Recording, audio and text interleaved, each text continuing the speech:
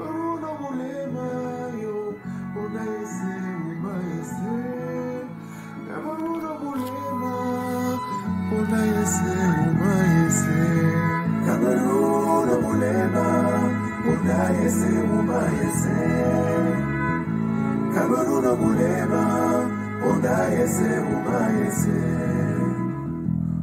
do do do do do do do do. Et comme moi, mi yo mulema, on essaie. Do do do do do, do do do do do. Moi, mi yo mulema, on essaie.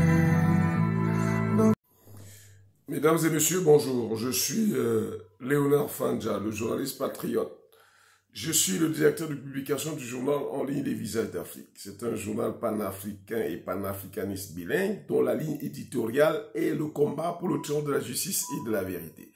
C'est un programme, c'est un engagement à vous servir la version décolonisée de l'information. C'est un engagement à vous servir les informations justes, vraies, authentiques, non biaisées, favorables à l'émergence de l'Afrique. C'est aussi un engagement à dire la vérité. Toute la vérité et rien que la vérité. Et pour ce jour, nous voulons une fois de plus interpeller le gouvernement, plaider auprès du gouvernement pour le paiement des enseignants. Des enseignants regroupés au sein de l'ETS, que le gouvernement les paye. Et ce matin, nous voulons vous dire, voilà pourquoi Samuel Eto'o, ce que Eto'o veut éviter aux sportifs, aux footballeurs camerounais et surtout aux anciennes gloires du football camerounais. C'est de subir ce qu'a subi l'ancien champion de boxe du Cameroun, Georges Bekono, décidé subitement hier au marché d'une Fundi, dans des conditions vraiment inhumaines. De quoi s'agit-il? Il s'agit d'un homme originaire de Nanga Iboko, précisons-le, parce que certains pensent toujours que dès lors qu'on est originaire de Nanga ou de Bolva ou de Saint-Mille, on est mieux loti. C'est pas toujours le cas. Alors, c'est un homme originaire de Nanga Iboko, ancien champion de boxe au Cameroun, qui a roulé sa bosse et pendant longtemps au camp de l'unité, le temple de la boxe au Cameroun et à Yaoundé. Et après avoir vécu toutes sortes de misères, s'est converti dans la vente de fruits. De là, il a donc traversé seulement la route, il est passé du camp de l'unité au marché de Fundi pour vendre les fruits. Vous imaginez, champion de boxe du Cameroun, il va être vendeur de fruits là, au marché de Fundi. C'est-à-dire, c'est pas un grossiste, c'est un détaillant. Et subitement, hier, pris d'un malaise, il est tombé. Il est tombé alors que son voisin, ayant constaté qu'il n'était pas en bonne forme, voulait l'amener à l'hôpital. Alors, voilà ce que le président Samuel Eto'o voudra éviter aux anciens footballeurs et même aux sportifs en général. C'est-à-dire, il faut leur préparer une retraite. Georges Bekono n'a pas eu la chance d'un le boxeur camerounais Jean-Marie Emebe, pardon. Jean-Marie Emebe était un grand boxeur qui n'avait même plus d'adversaire à Douala au Cameroun. Et n'ayant pas les moyens de continuer, s'est converti même dans la vente de l'eau. Il eut au moins la chance que le docteur Cuissy Martin, pharmacien, le propriétaire de la pharmacie des Rails, tomba sur son chemin et s'engagea à le promouvoir. C'est le docteur, le pharmacien Cuissy qui avait organisé les combats professionnels d'Emebe. Parce qu'Emebe est devenu professionnel et le pharmacien Cuissy Martin a organisé tous ces combats professionnels. C'est ainsi que Jean-Marie Emebe a eu 9 combats professionnels au Cameroun avant d'émigrer. Il a eu 9 combats, 9 victoires, 8 par KO. Et un combat contre le Sénégalais ici en Afrique, à Yaoundé. Et il faut savoir que pour partir de l'Afrique, Jean-Marie Emebe a remporté le titre de champion d'Afrique face à Scorpion, un boxeur ghanéen qui était champion en titre de poids moyen en Afrique, avec 24 combats, 24 victoires, 22 par KO.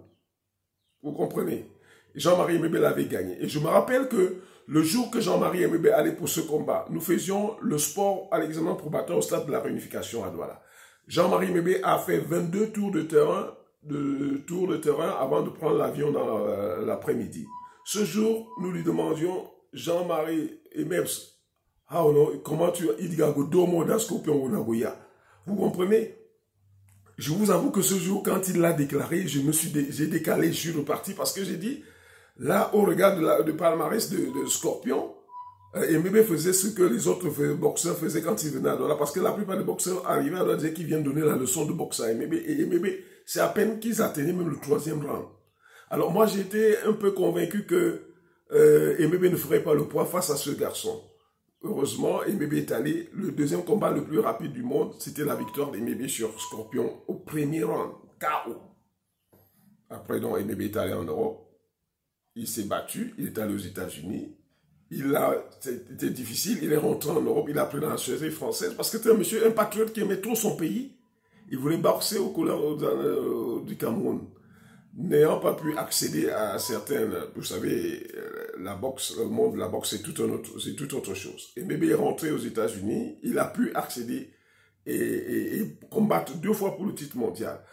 Des combats qu'il aurait gagnés, mais n'eût été le fait que les juges avaient vraiment, et dans le premier combat, on a vu que les 2 boxeurs étaient fatigués, mais Emebe avait une légère domination. Le juge avait décidé d'arrêter tout simplement en prenant pour prétexte que l'arcade sourcilière d'Emebe était ouverte. Alors, je veux dire que Emebe a eu cette chance au moins grâce au docteur Martin Cussi, mais ça n'a pas été le cas de Georges Bokono qui est décédé hier, 19 octobre 2023, en plein marché du Fundi à Yaoundé, vendeur de fruits de son état.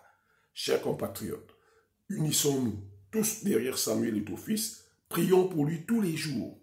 Et même tous les jours à midi, prions pour Samuel Eto'o pour qu'il gagne le combat qu'il a mené pour redonner aux footballeurs camerounais ses lettres de noblesse. Pour qu'il donne au football camerounais ses lettres de noblesse, qu'il donne au football camerounais les moyens, le rayonnement et l'honneur qui lui est dû. Les footballeurs camerounais sont talentueux, mais les dirigeants du football camerounais et du sport en général ne veulent pas leur donner leur chance. Saluons tous la mémoire de Georges Bokono. Présentons son âme au Seigneur, qui repose dans la félicité et que la lumière sans fin brille pour lui. Je vous remercie. Le pays des champions.